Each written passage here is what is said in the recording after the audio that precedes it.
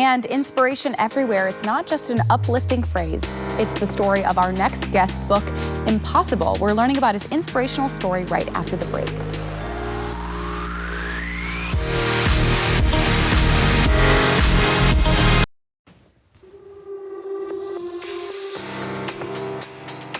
Author Matthew Brewster joins us this morning on Hometown Living with his personal journey that readers can find in his book, Impossible. Matthew, thanks for joining us here on Hometown Living. Yeah.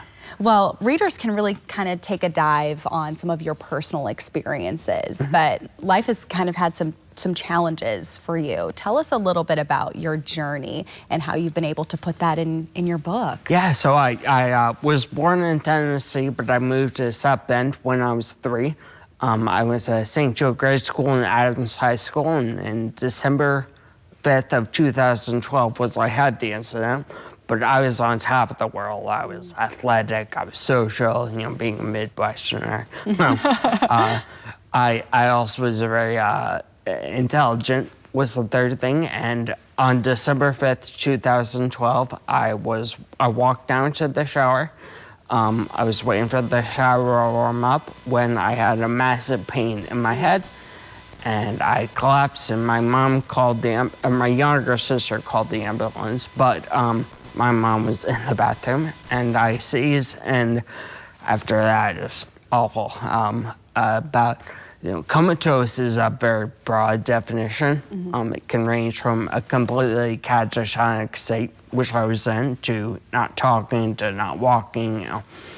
For me, what I define as the coma was when I believed that reality was a dream. So it was 3 months until I understood that I wasn't dreaming. This was reality. And then everything started happening. I went to on and off about 8 years of outpatient therapy. I spent 2 months at the beginning in inpatient therapy in Chicago. But yeah, it's a long process. And then writing the book, though. So originally, this book was just a therapeutic method for me to keep track of things. And then COVID happened. And I'm living in a house with my 2 sisters and my brother-in-law and my parents. I was like, this is terrible. So I changed the book, or the journal, into a book.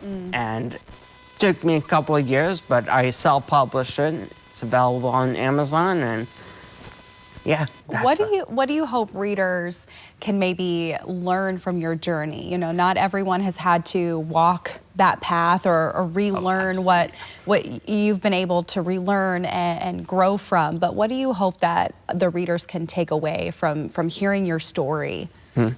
So I speak on the book, and every single time I get asked this question, I always pick something new. Yesterday on the train, I was hearing from a friend of mine that they were having a kid. I was like, man, I'm getting old. This is crazy.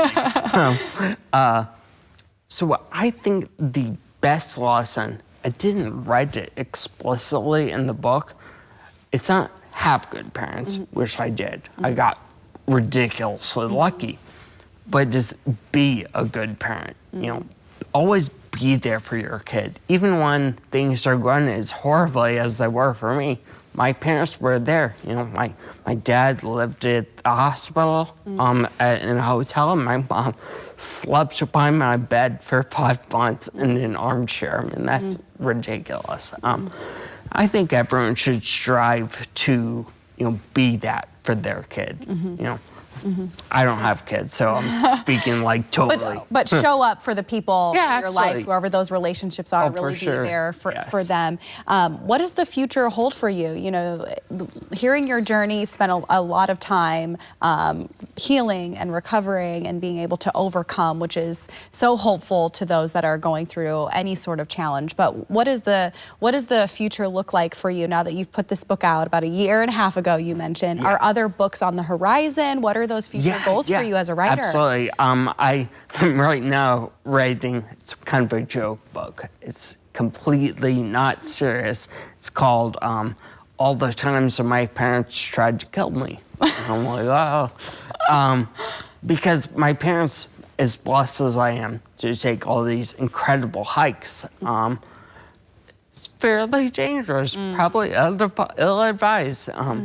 But I read the book and it was funny to me, and that is ideally coming out this August. That's the goal. But as far as goals go, you know, I have a job. I'm living in Chicago. I really enjoy it.